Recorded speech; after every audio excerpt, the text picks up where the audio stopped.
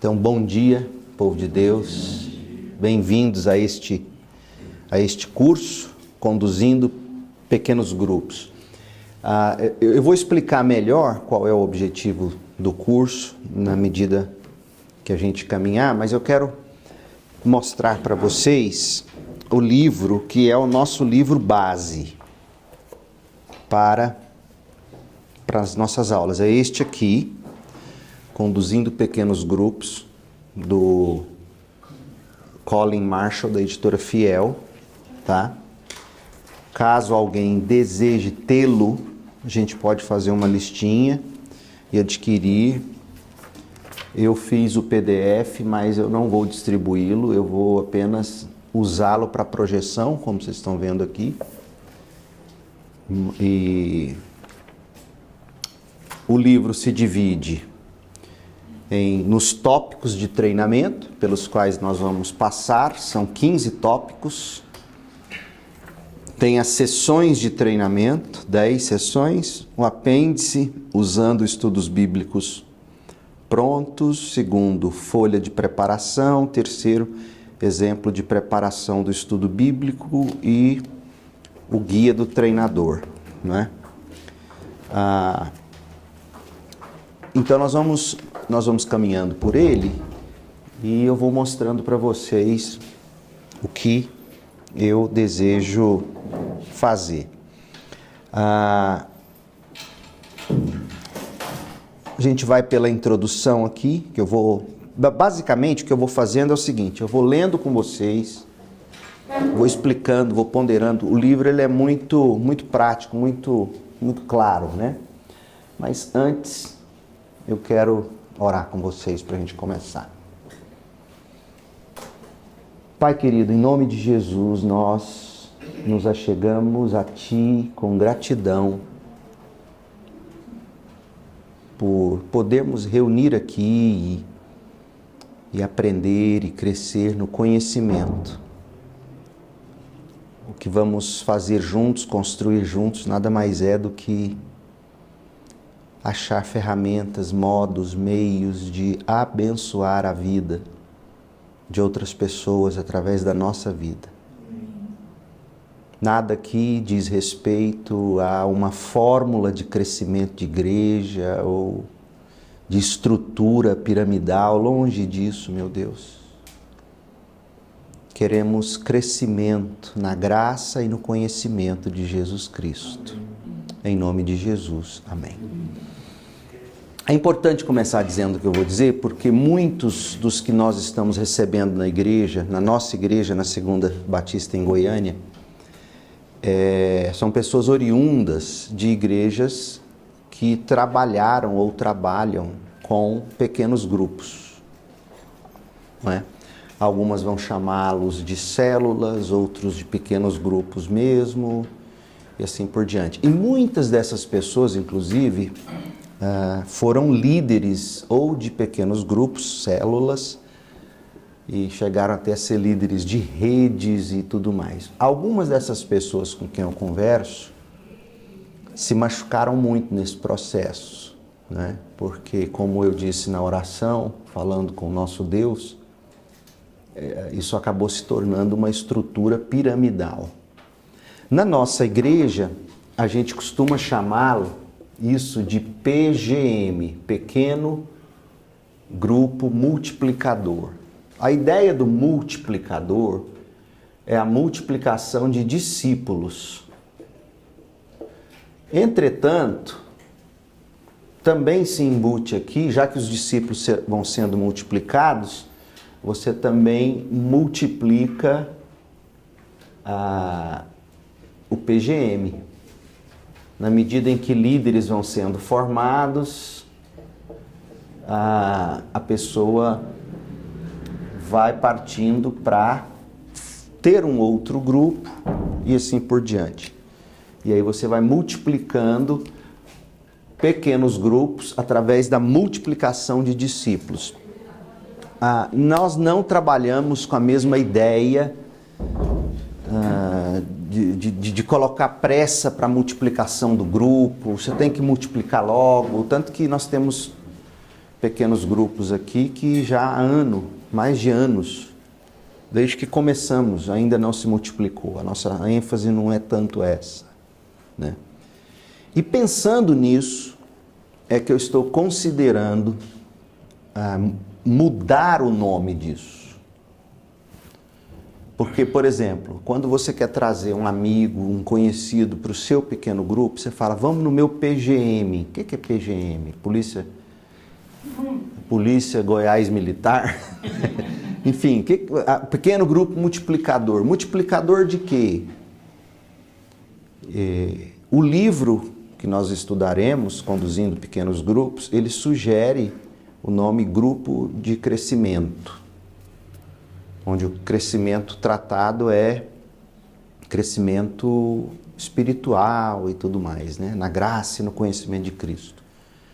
Só que esse nome ainda pode conotar essa experiência tão negativa das igrejas que trabalham com esse sistema piramidal e forçando o crescimento do grupo e de grupos e assim por diante. Então, eu estou dividido entre a gente chamar de grupo de crescimento ou a gente chamar de GP, grupo pequeno, aí como o bairro, o GP do fim social, né? Tem o GP de Indianápolis. Ou a gente pode chamar, como eu chamei quando eu pastoreei em Campinas, São Paulo, a gente pode chamar, eu gosto desse nome, de casa acolhedora. Porque essa é a ideia. Uma casa que acolhe pessoas para o estudo da palavra e tudo mais. Então, o nome, por enquanto, a gente vai deixando sem defini-lo, e na caminhada vocês aqui junto comigo, vocês vão me ajudar a pensar num nome e em como a gente pode fazer isso acontecer, tá? Mas vamos ao que a gente quer apresentar. Antes, seria bom talvez você apresentar dizer seu nome e o grupo que você lidera, né, na igreja. O Vitor Hugo, você está liderando algum grupo? De Campinas aqui. Campinas. Quantas pessoas reúnem com você? Dá umas 8, 9 pessoas. 8. Jéssica? Nós somos do Mateus. Do Mateus Colistete. Você lidera. Quantos? Na casa deles. Na casa do Ronan e Jéssica. Quantas pessoas? A gente tem 20 pessoas, contando crianças. 20 pessoas, com crianças. Mais um Tá pouquinho. chegando mais. Vocês multiplicaram Ainda não. daquele que era do Tássio, Eu e o Vitor Hugo. com o Vitor Hugo. Ah, sim. E o Otaviano. Então, do grupo do Tássio, 3. São 3. Certo. O Pedro Rosolém, Eu estou no universitário, que era do Mateus. que era do Eu Mateus. naquela transição de liderança, eu acabei assumindo agora. Tem uma média de umas 12 pessoas. Você com a esposa, Dois pessoas. que eu não gravei o nome aí. Aline. Aline. E você, minha irmã, seu nome? Eu sou Beatriz, estou chegando agora aqui na igreja. Uhum. Fiz parte da igreja da Vila Canoa há um tempo. Uhum. A minha intenção é trabalhar com a minha família, para começar. Um pequeno grupo, ótimo. E você, o Daniel? Daniel.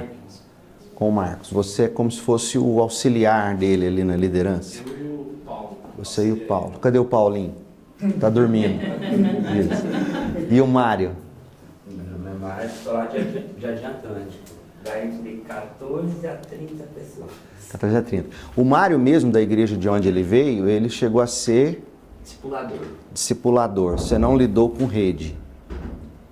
Líder de rede. Eu era líder de células. Tipo, eu cheguei a coordenar 14 células. 14 células. Você era coordenador de células. Quantas pessoas, mais ou menos?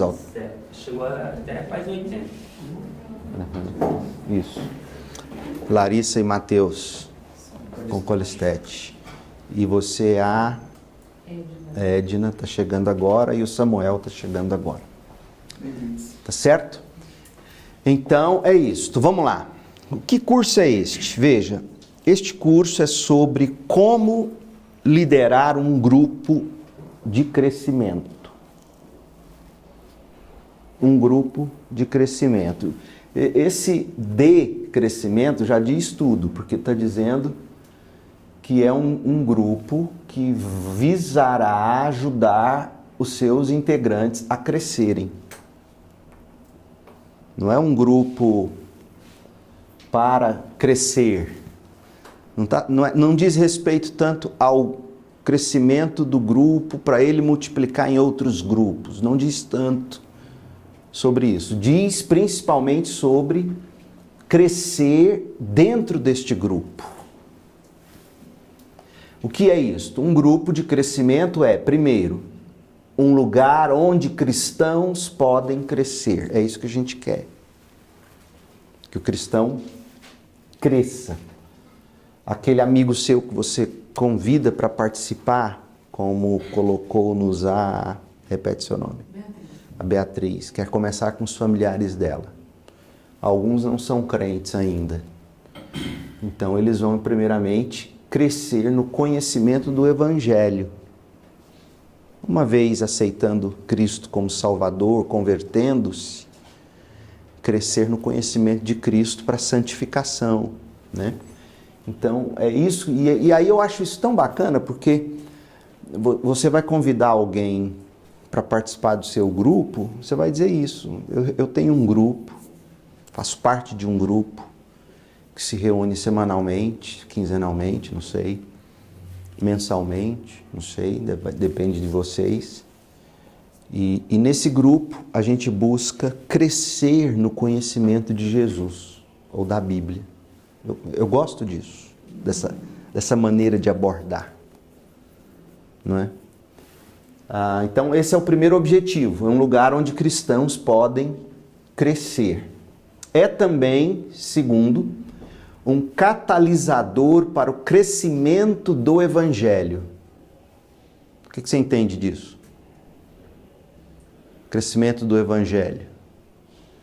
Você consegue entender que aí sim está se pensando no crescimento de grupos, outros. Então você tem aqui, um grupo de cristãos, né?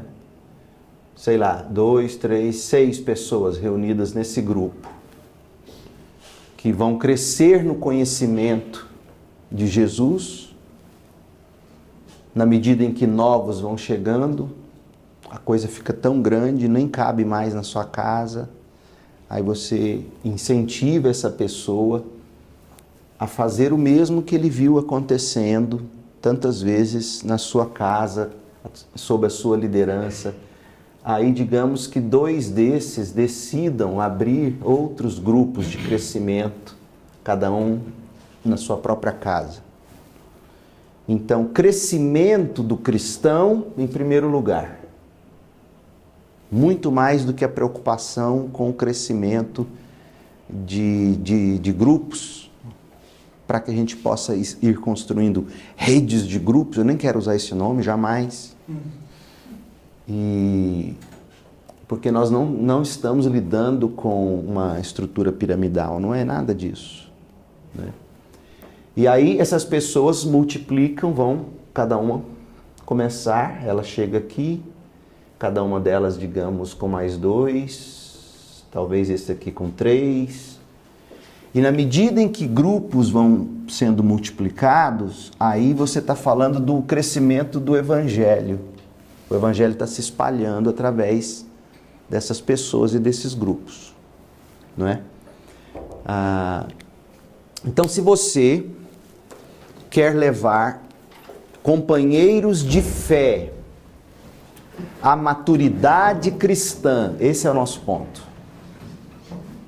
Maturidade cristã.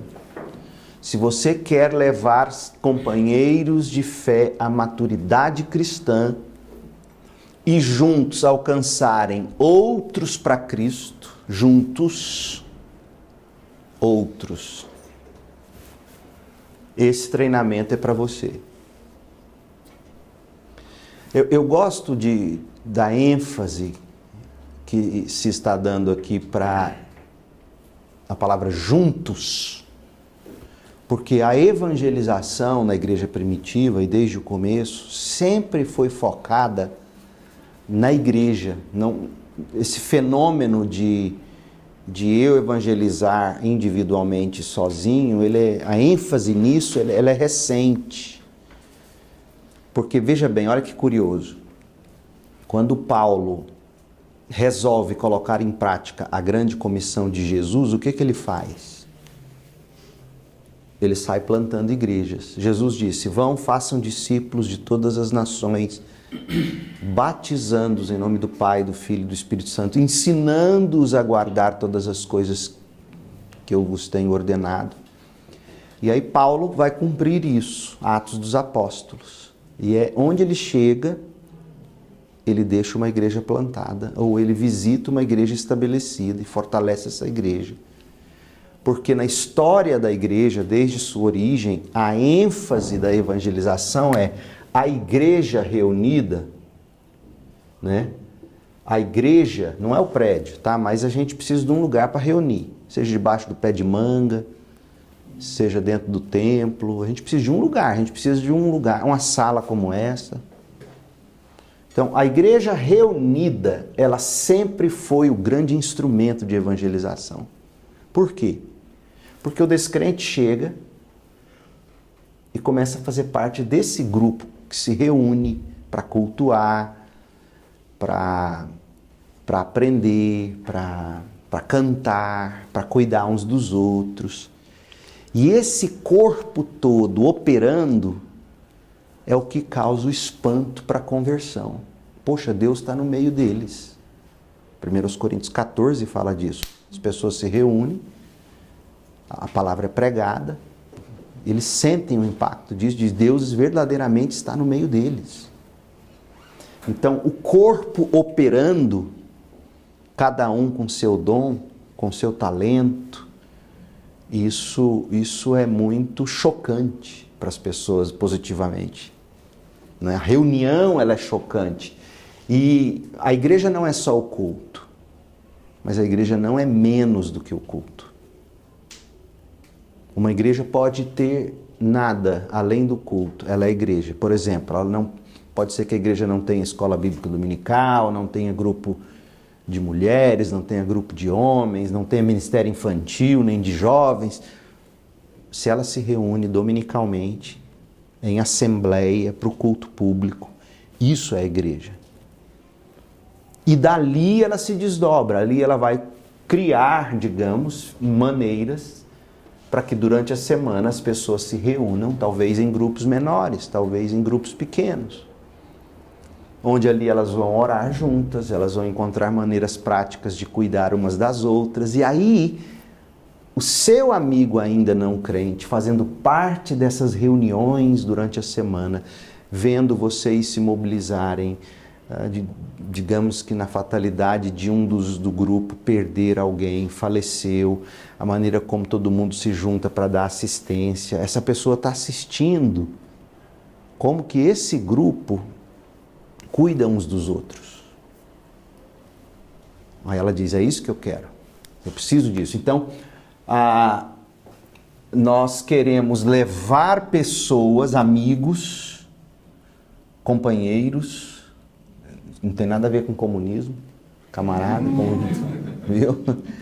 De fé à maturidade cristã. Queremos fazer isso. E juntos alcançar outros.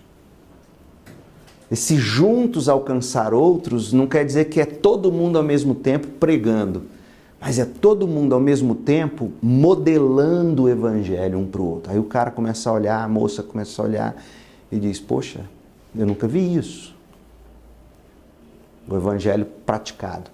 Então, se você tem desejo de participar disso, esse curso é para você. É sobre como liderar um grupo de crescimento. Um grupo de crescimento, em primeiro lugar, é um lugar onde cristãos podem crescer. É também um catalisador para o crescimento do evangelho. É um catalisador para o crescimento do evangelho. Se você então quer levar pessoas, irmãos de fé, à maturidade cristã e juntos alcançarem outros para Cristo, esse treinamento é para você. Alguma contribuição dentro do que foi dito até aqui? Eu tenho uma. Eu sou o resultado disso, de vir na igreja, ver como as coisas aconteciam, mas por falta do contato, da intimidade com a igreja, somente no público não consegue, no PGM eu tive essa experiência e foi onde a minha conversão veio. Então o PGM foi uma ferramenta ímpar. O pequeno grupo multiplicador. Isso, uma ferramenta ímpar na minha conversão. Então logo você chegou à igreja, você então começou já a participar? Não. Demorou Foi mais? Quase 2 anos vindo na igreja, mas não participando. No processo. Até por vir já machucado de outras igrejas. Isso acontece muito. As pessoas chegam e dizem assim para mim às vezes, eu fui muito machucado na igreja de onde eu vi. Eu costumo dizer o seguinte, vamos avaliar se o que você está chamando de igreja de onde você veio é de fato uma igreja. Porque historicamente o que é que define uma igreja? A pregação correta do evangelho, a administração correta das ordenanças, batismo e ceia, e a aplicação da disciplina. E por que o evangelho pregado corretamente? Porque o evangelho produz crentes e, portanto, produz a igreja.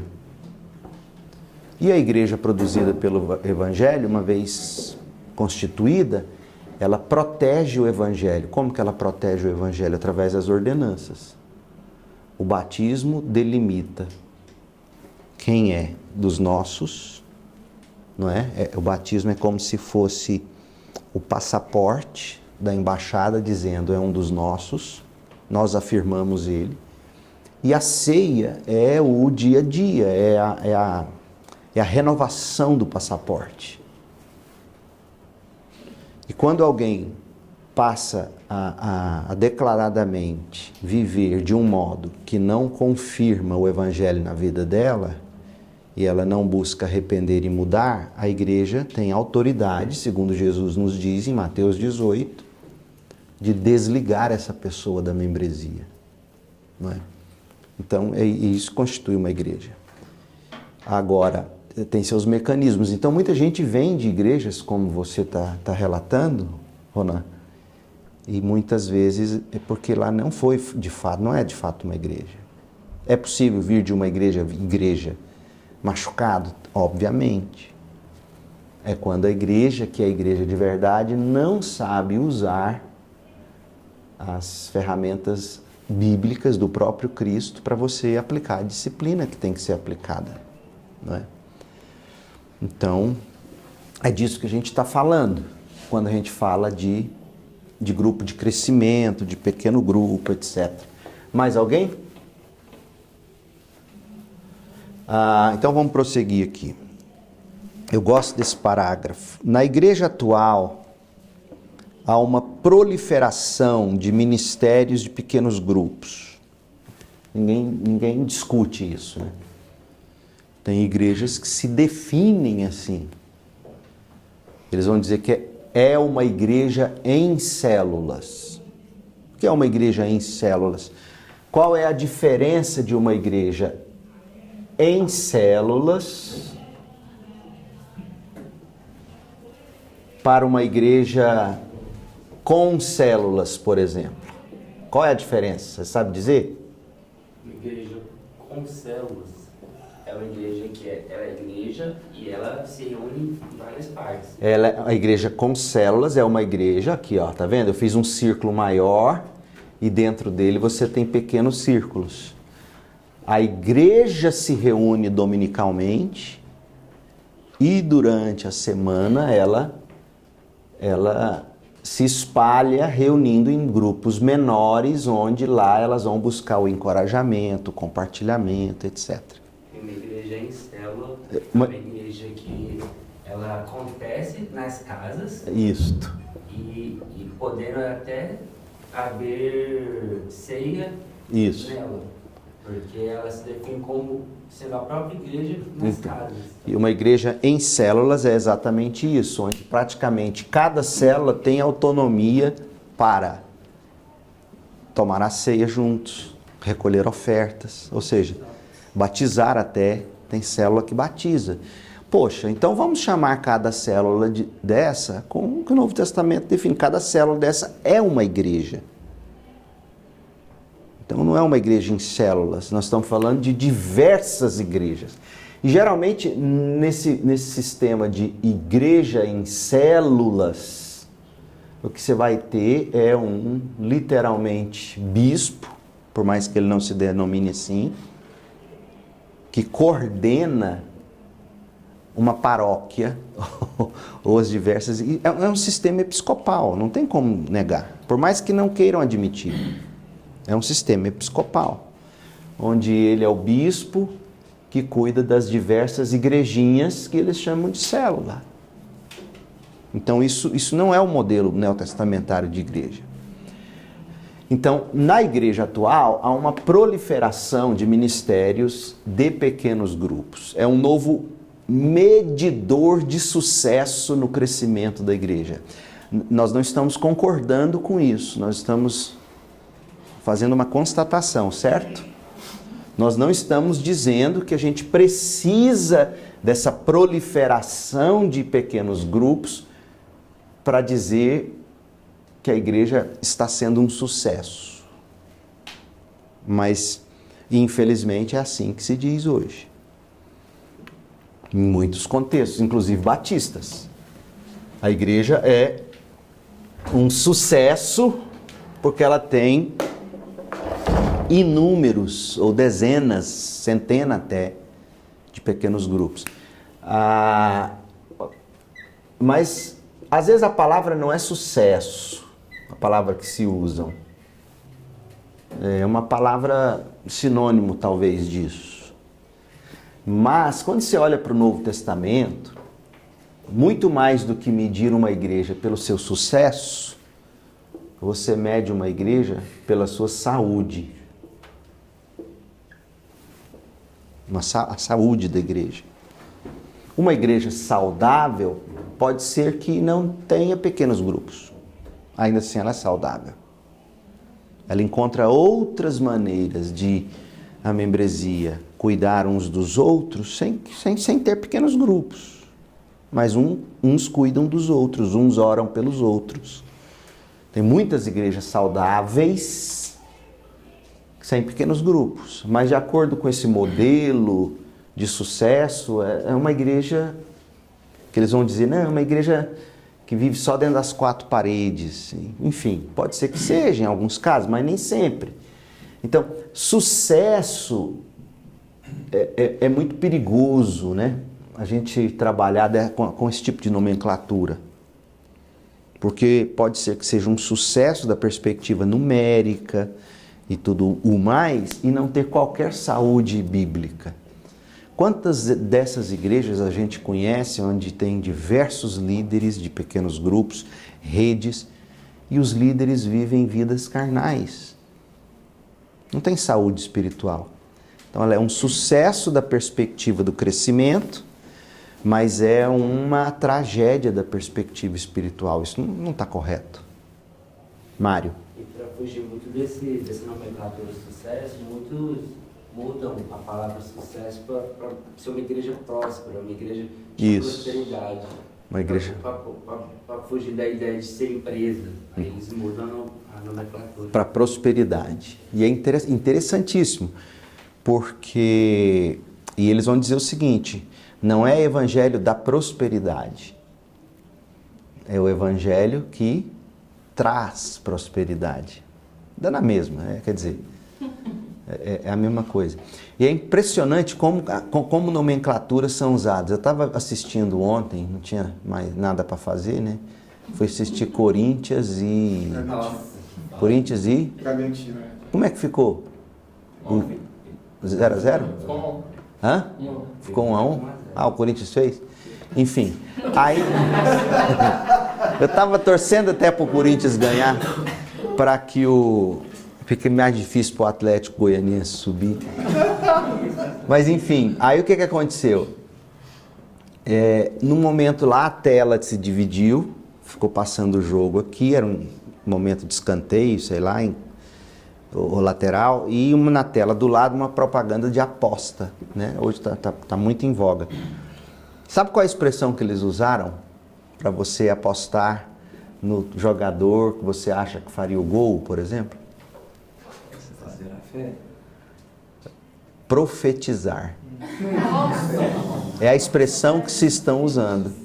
Profetize quem fará o gol. O Galvão Bueno falando disso. Falei, que situação, a que ponto nós chegamos? Enfim. Então, o nosso lema jamais será sucesso, prosperidade da igreja, favor de Deus sobre a igreja, porque a igreja agora tem um monte. Olha que loucura, onde nós chegamos? O favor de Deus está sobre essa igreja porque ela tem diversas células, centenas. Gente, o câncer também cresce assim rapidamente. O câncer também prolifera rapidamente. Se você quiser, planta um jardim e deixa o jardim entregue a si mesmo. A grama vai crescer, mas vai crescer capim, mato, praga, aquele monte de coisa. Né? Alguém levantou a mão? Diga, Gênio. Uma outra coisa que acontece muito, que é um exemplo que eu vivi, são igrejas que crescem muito organicamente, sem ter a preocupação em muitos pequenos grupos ou células, ou ensinar os membros a palavra, porque elas simplesmente facilitam o acesso daquela pessoa. O membro é aceito de qualquer forma, desde que ele passe por aquele batismo e passe a frequentar uma igreja. Então eles medem muito o crescimento e pela quantidade de pessoas que passam a frequentar as igrejas ou tomar a ceia, só que isso é feito de qualquer forma. E tomam a ceia no grupo? No pequeno grupo? Não existem grupos. Isso é na igreja mesmo, não existe a preocupação de montar pequenos grupos, não existe EBD, não existe qualquer organização a não ser momentos de culto ou momentos de culto que são feitos em casas de famílias que pedem para realizar culto lá dentro, mas continua sendo culto e às vezes eu mesmo que presido na igreja vai presidir lá na casa da pessoa. Não há qualquer... Entendi. O crescimento é assim, chegaram novas pessoas, batizamos e estamos crescendo. Entendi. Não há qualquer cuidado com relação a essas pessoas, nem antes e nem depois. O cuidado em garantir, ou da melhor forma possível, tomar o cuidado em saber se houve de fato conversão.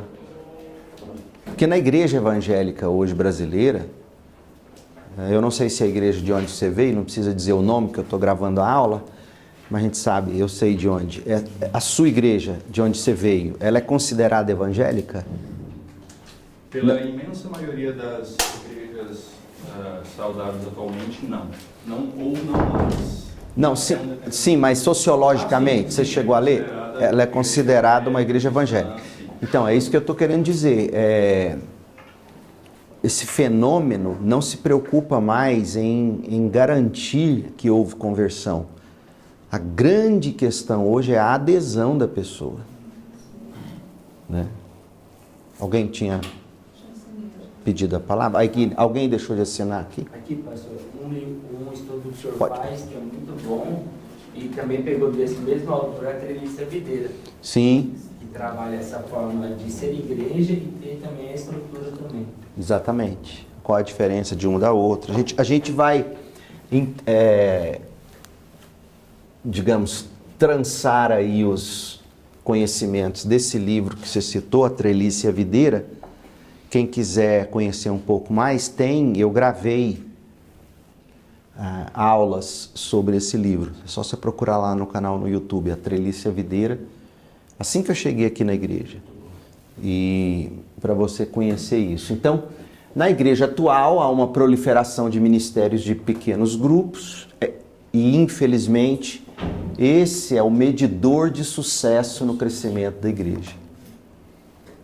A igreja, ela é uma igreja próspera, é uma igreja que está com o favor de Deus sobre ela, é uma igreja de sucesso porque ela tem centenas até de pequenos grupos. Os pastores são questionados sobre quantos pequenos grupos funcionam na sua igreja e qual porcentagem dos membros participa deles. Então veja que você está olhando a igreja da perspectiva de gráficos. Quantitativamente. Larissa?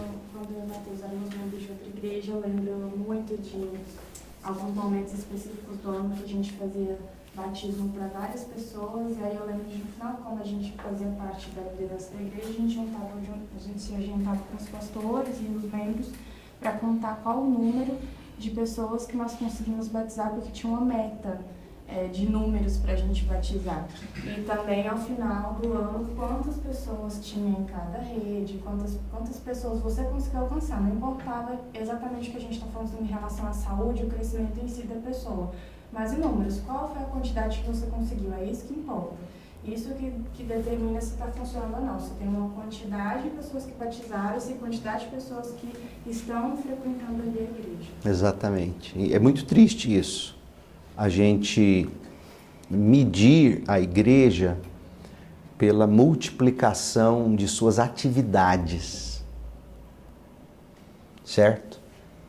Não se mede assim. É óbvio que uma igreja saudável, né, gente, ela vai buscar maneiras de realizar atividades com vistas à edificação de outros, a alcançar outros. É óbvio, a gente não está dizendo que isso não vai acontecer.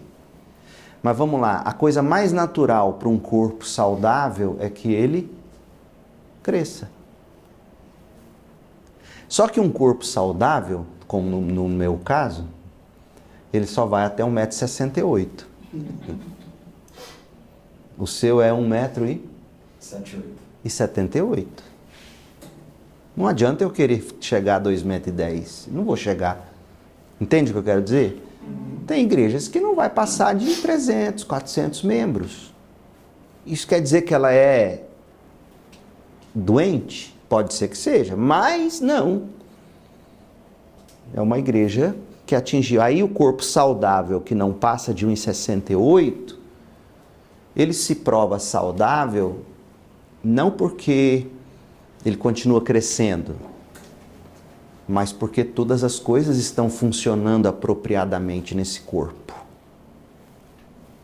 E quais são as coisas essenciais que devem funcionar apropriadamente numa igreja? Quais são?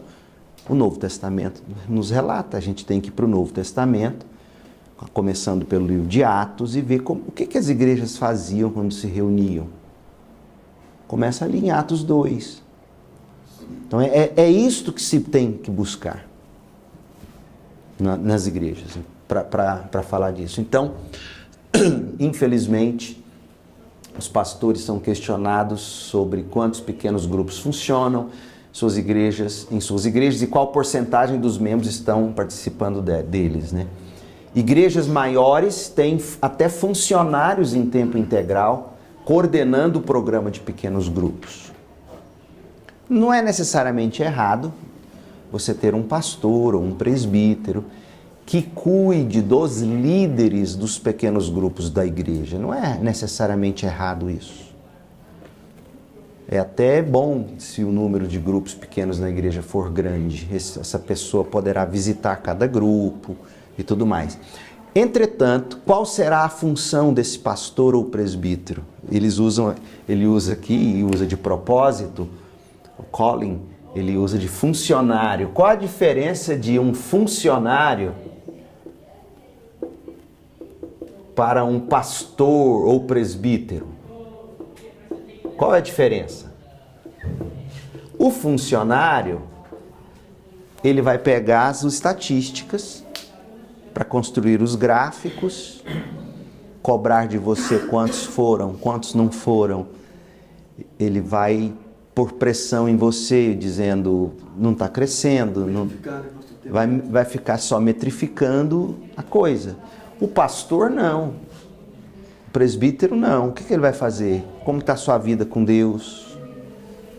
Como que estão as pessoas do seu grupo? A gente tem algo que a gente, como pastores da igreja, possa fazer para cuidar? Não é isso? A diferença é exatamente essa, é a do cuidado, né? Porque nós não estamos aqui para coordenar um programa de pequenos grupos. Não é esse o nosso objetivo. Não é?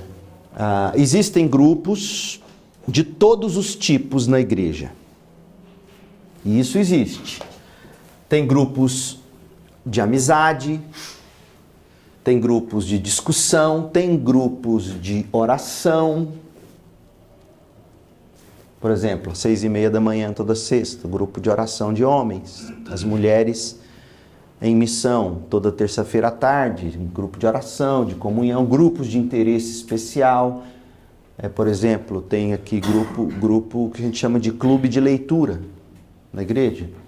Grupos missionários, pessoas que se reúnem para orar por missionários, para ler cartas de missionários, etc. Grupos de estudos bíblicos, grupos de evangelismo, que sai para evangelização, grupos de apoio, grupos de koinonia, grupos de aliança. Pequenos grupos estão sendo estimulados como a solução para revitalizar a igreja.